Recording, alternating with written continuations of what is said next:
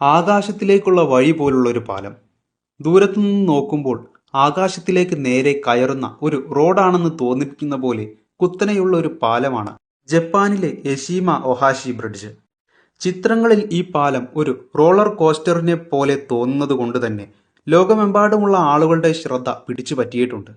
എന്നാൽ അടുത്തു ചെന്നാൽ ഇത് ഭീകരമായ കയറ്റമല്ല, അത്യന്തം ബുദ്ധിപരമായ രൂപകൽപ്പന ചെയ്ത ഒരു എഞ്ചിനീയറിംഗ് അത്ഭുതമാണെന്ന് മനസ്സിലാകും.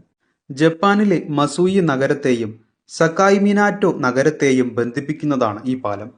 സക്കാമി തടാകത്തിന് മുകളിലൂടെയാണ് ഇത് കടന്നുപോകുന്നത്. ഏകദേശം 1.7 കിലോമീറ്റർ നീളവും 44 മീറ്റർ ഉയരവുമുള്ള ഈ പാലം വലിയ കപ്പലുകൾ തടസ്സമില്ലാതെ കടന്നുപോകാൻ വേണ്ടിയാണ് ഇങ്ങനെ ഉയരത്തിൽ നിർമ്മിച്ചിരിക്കുന്നത്. 1997 നിർമ്മാണം ആരംഭിച്ച ഈ പാലം 2004 പൊതുജനങ്ങൾക്ക് തുറന്നുകൊടുത്തത്.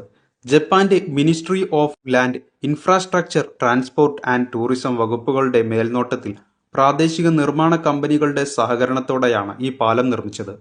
ഇത് ലോകത്തിലെ ഏറ്റവും കുത്തനെയുള്ള പാലം എന്നറിയപ്പെടുന്നുണ്ടെങ്കിലും അതിന്റെ ഭീകരതയുടെ വലിയൊരു ഭാഗം ക്യാമറയിലെ ടെലിഫോട്ടോ ലെൻസ് സൃഷ്ടിക്കുന്ന, അതായത് ഒപ്റ്റിക്കൽ ഇല്യൂഷനാണ്.